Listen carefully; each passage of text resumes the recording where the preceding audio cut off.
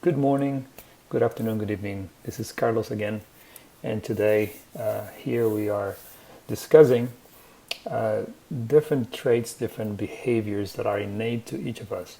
We call those talents, and how they can be maximized or invested on for great success. I am a Gallup certified strengths coach, and I use a tool called CliftonStrengths to assess people's intensities on certain talents that are then organized into 34 different buckets, and they are listed in sequence from strongest to less strong. Just like with any information, if you don't use it, or you don't maximize it, or you don't invest in it, it goes to waste.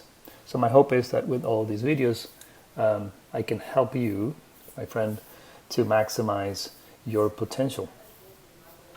Now, your strengths are not just simply things you are good at, but they are also, but they are things that energize you, right? And so, with that in mind, you typically today are the person that I'm talking about.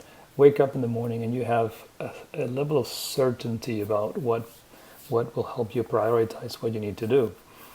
You have an unchangeable set of values, hopefully good values, that help you filter everything that you do through that lens. It helps you build relationships. It certainly occupies your mind when it comes to what you think about. Now, the things that typically energize you are working with people that share your same values. That's true. It also energizes you to do things that are aligned with those same values.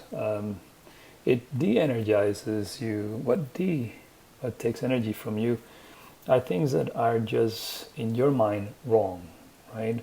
They fall outside of those values. Therefore, you should always look for jobs, companies whose values align with yours,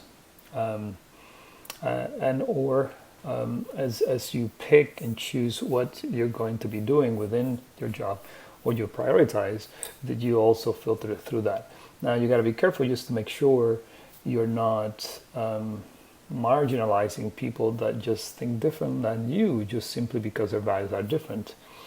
Try to understand. Spend some time thinking about what position they're coming from, and then try to see the end rather than the beginning. Meaning, focus on the outcome rather than on how they're doing things. Of course, if in the process they are doing things that are illegal and irresponsible, that's a different story. But if they're good values, try to figure out a way to work together. To get the best of you, probably you will ask people to be clear about where they stand. You need to understand that, and you need to make sure that they understand which position you're coming from. Don't let them assume what that is. Just let them know. So use that certainty that you have, that clear path. This is not just about faith.